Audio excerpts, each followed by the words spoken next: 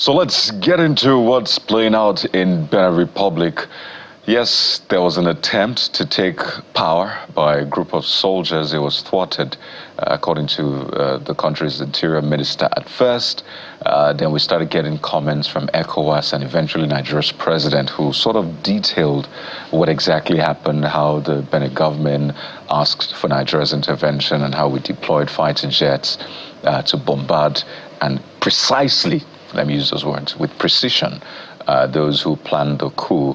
So it's a mixed bag, really, the fact that there was an attempt in the first place. As I said earlier on, there were some talks around it last year, but again, that was thwarted. Some people were arrested. But the fact that this was attempted, the mutineers actually took over the national TV station. They made an announcement before we then had the interior minister, raises lots of concerns. So let's break through those issues in terms of geopolitics, the security angle to it, and how this also concerns Nigeria. We're joined by Commodore Promise Dapper, former naval officer, joins us via Zoom from Port Harcourt. I will also be speaking with Mr. Onyekachi Adekoya eventually. But Commodore, good morning and welcome to the program. Thank you very much for having me. I wonder what stuck out for you from that attempted coup, because it was a lot of things coming together, right? So for you, seeing when the news broke early in the morning, to Nigeria's response, ECOWAS's response, and eventually the president of Benin also giving a statement, how did it hit you as a military person? Okay, thank you. See, this has been an ongoing scenario, is an emerging trend, especially in the Francophone countries. I have had the opportunity to also interact with some of the military officers. When I was in service, we used to meet at the Lake Chad Basin Commission and the Multinational Joint Task Force meeting. And most of them will always complain about the overbearing interference of foreign power like France in their politics, their economy. They will even complain that they virtually cannot do anything without interference, foreign interference. So there are this nauseating feelings among the Francophone countries to get rid of such interference, to be able to freely decide for themselves, to be able to freely decide the way and manner they want to live. So it wasn't surprising for the current wave of what I would call a nationalism or sweeping through the Francophone countries, trying to redefine themselves, trying to reestablish themselves, the way they do things and the way they live. And also, in Sub-Sahara, we know about the issues of poverty, corruption, and misrule generally.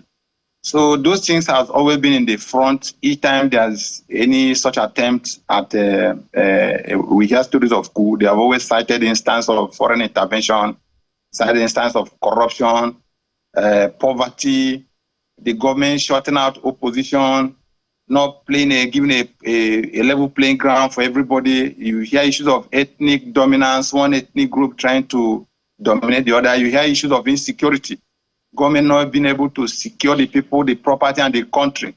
Those things have always come to the fore. And it was the same old story that we had in the case of Benin. So it wasn't quite surprising. It was like something that was waiting.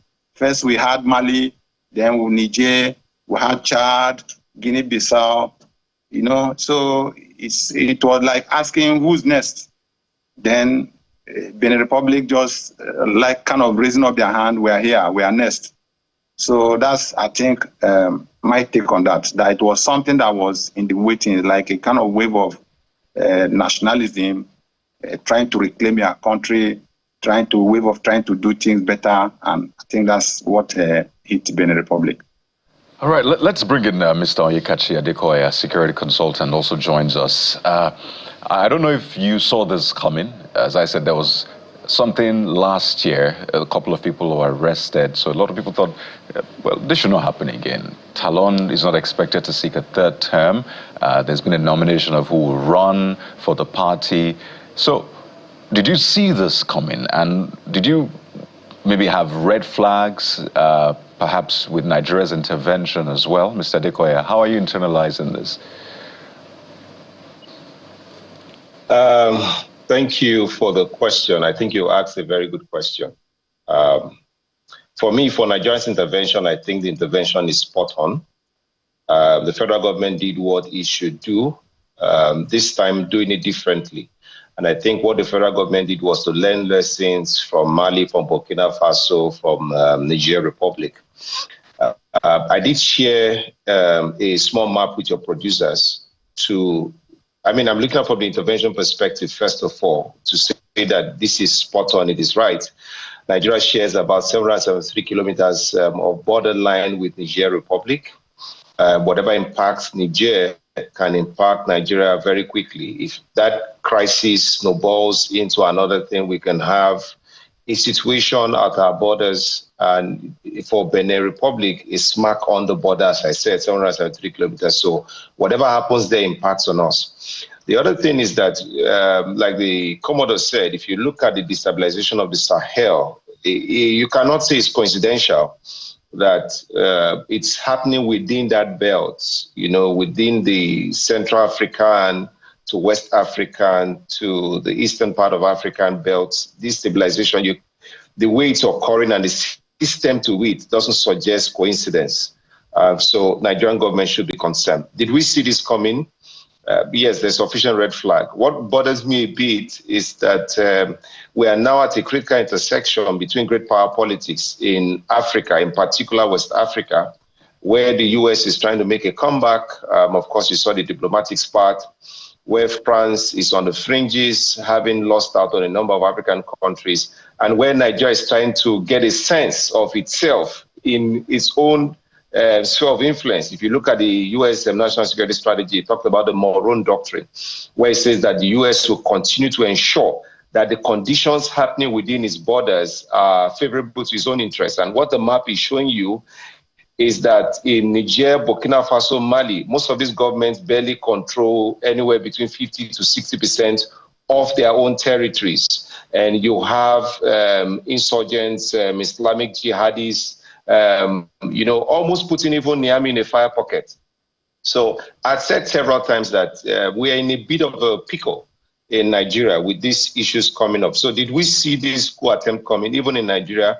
Yes, of course, we did have our own fair share. So there's something more sinister going on if we follow what the data is saying to suggest, that there's no coincidence. That's just the point I'm making. So Nigeria has every right to take a position that ensures that the continued instabilization of the region is checked and does not pose a threat to Nigeria. Whether we had conversation with France or the US or, these other things, whether there's internal political ramblings in Benin Republic, those are less of a concern to Nigeria because, Coyote, if you put that map again, you don't want destabilization in Benin. Well, what does that mean is that Cameroon is partly destabilized, Chad has its issue, Niger, and then you put Benin. So what does that mean? It means that we're effectively in a quadrant as a country, So it's a very dangerous situation, and I commend the National Defense Council. I commend the Commander-in-Chief for being decisive this time around in ensuring stability in Benin. The other political considerations we can discuss later, please. All right, let's take it back to Commodore. Commodore, I want you to make sense of what we're dealing with here. Now this is close to home, Yeah, it's been close to home technically, but this is close to Lagos. We've done Niger, which is around the northern states. I guess we made mistakes in those some forms of intervention after what had happened in Mali, Burkina Faso, and now this is quite close to home. It means that we're beginning to be encircled as far as these elements are concerned. Mr. Adeka did mention about the Islamic jihadis who are making big encroachment and controlling parts of some of these countries that are even controlled by the military. So it looks like it's not about a form of government. There's something more fundamentally wrong here. Whether it's a democracy or a military rule, there's something triggering what is going on. And one of those is which you've mentioned. What do you suspect is the bigger picture here? Okay, there are many factors that, if we begin to break it down, that could culminate into this. One actually is politics, bad politics, and the sub-Saharan is the, I think, the behalf of bad politics and misgovernance. If you watch out when the case of Mali started, there was this issue of trying to shut out opposition. You know the policy that happened before the takeover, the opposition, the way the opposition was shut out, the shenanigan in the parliament and all that, you know, all those type of things played out before the military stepped in. And there were cries of insecurity in the northern part of the country. It was like the insurgent had a free day in the northern part. The same thing goes for Mali, talking about Guinea-Bissau, all those things. It's the same trend. So what are we talking about here? That government must begin to, especially in the sub-Saharan Africa, begin to address issues of governance. They must take politics seriously. The way we play politics, even in Nigeria, look at all the parties, all those indices in all these countries are also present in Nigeria, which are also clear red flags. So while we are paying attention to what is happening around, we must not also take it for granted in Nigeria, because all those indices are present here. Then we'll talk of issues of border, because the insurgencies that plague these countries, that form part of the excuses for this military to come in, are also ravaging Nigeria. Now you find out all the countries that have intersection with 3 countries. In that spot, that intersection, almost all of them along the West African zone are clearly inhabited by insurgents and terrorists. That's why you have in the northwest, in the intersection between Niger, Nigeria, and Benin. In that whole area is a beehive of terrorist activities. That's why you see the problem in northeast Nigeria, in northwest, then part of Benin Republic. So they move across those 3 countries. Then you go to the northeast, to the same thing, the intersection between Nigeria, Cameroon, and Chad is occupied by these terrorist people. And that's why from where we have this incursion also in the northeast. The same thing goes if you go to Burkina Faso, the intersection between Burkina Faso, Ghana, and a pocket of countries around that place, you have insurgents there. So you find out there is a trend. And this is a style that emanated from the ISIS during the time of the ISIS. This is an ISIS style of terrorism. They look for intersection of 2-3 countries, then they dig into that intersection, and they where it's like a no man's land. They move across the 3 countries. Try to get a little from A, get from B country, get from C country, then they inhabit that zone, which is clearly like a no man's land. And that's the trend we're also having in Nigeria. So you also have that red flag in Nigeria. So what am I trying to say? That all these factors, combinating factors, then issue of poverty. You have pervasive poverty in all those countries. You have issues of corruption, endemic corruptions. All these things are present in all these countries where you see the military have intervened and taken over. All right, and if you look in Nigeria, those things are also there. So talk of Nigeria intervention in Benin Republic. Of course, Nigeria have enough reason to be worried and try to see what they can do in Benin. But I think they left it too late. All right. The time I expected Nigeria to put their foot on the ground was the case of Mali. If Nigeria had made a clear statement in Mali that we will not accept military intervention in Mali, perhaps it couldn't have spread to Niger, it couldn't have spread to Chad, it couldn't have spread to Guinea-Bissau, and we wouldn't need to have Benin Republic to contend with now. All right, let's take it to Mr. Adekoya as we wind down. Sorry, gentlemen, if we had started maybe a bit earlier with the conversation, we would have had more time. But because of time, Mr. Adekoya, it's a straight question. With Benin, Niger, of course, it borders Nigeria. Now, this is bordering our commercial nerve center, Lagos, and, you know, the encircles. Should Nigeria be bordered? Godfrey, I don't understand the question. Nigeria is clearly bordered. We've acted very decisively. I think that if you look at, I listened to the speaker speak on Mali. The reason why we couldn't act on Mali then is that we needed some amendments to the mutual military defense pact under ECOWAS. So I think those amendments had come in. I'm not sure we've domesticated yet, but those were achieved, I think, sometime in August 2025. So we didn't have the multilateral instrument, as it were, to decisively address what they now class as regional threats. So I think ECOWAS has shown in its own statement that it is willing to act very decisively. to ensure that these matters do not get destabilized. Godfrey, there's no time, so I can't talk about the geopolitical implication, but what worries me is that a side seems to be happy.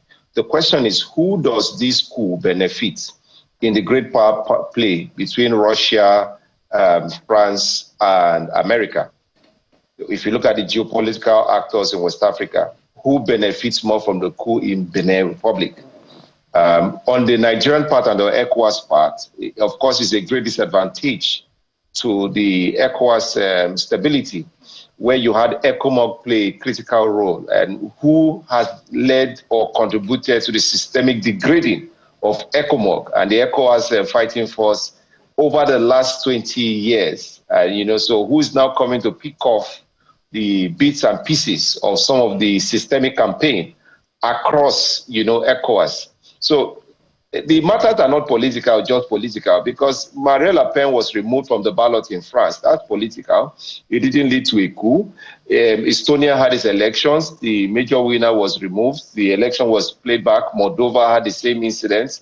So Africa cannot be, singled out for just being only political when you have actors destabilizing the region. Lastly, a coup in Benin will not happen except there's external support and external incentive. So those are the bigger problems. And I think to your question, yes, we say in security, when fast legs are moving, fast eyes should be watching. So I want to commend the president and also call the presidency to act quickly, to move to the National Assembly. Now they've applied Section 5.5. There's an exceptional imminent threat to us. But they must now go back to Section 5.4 to seek validation from the National Assembly to ensure that the engagements of our troops are within the ambit of law, and Nigeria continues to act in ways and manners that fosters and protect our national security, our national interests, and of course the national defense of our territory. Those are my thoughts, Jeffrey. Well, gentlemen, very interesting times we're in. It was almost around that same time that the French President Emmanuel Macron put out a tweet saying that he has spoken with President Tinubu of Nigeria, but he didn't refer to what was happening in Benin Republic. He said that he conveyed France's solidarity in the face of various security challenges, particularly terrorism in the north of Nigeria. We know that Benin borders Nigeria to the west. So very interesting times, as I said earlier on, and I think it's good to begin to watch those interplays and do all those permutations so people see beyond what they think it is, so we're able to respond appropriately. But gentlemen, we have to anchor at this point. We've been speaking with Commodore Promise Dapa, former naval officer, and Mr. Oyekachi Adekoya, security consultant. I'm sure we'll be speaking to you again very soon, but we hope that it's under better circumstances. But thank you for your time. We wish you a great day. Thank you very much. Well, we'll take a moment now, and when we return, there's been some disturbances, in fact, disturbing occurrence in the Oranchoki area of Lagos State with evictions, demolitions. What exactly is playing out? We'll be hearing from the victims on the program today. Please stay with us.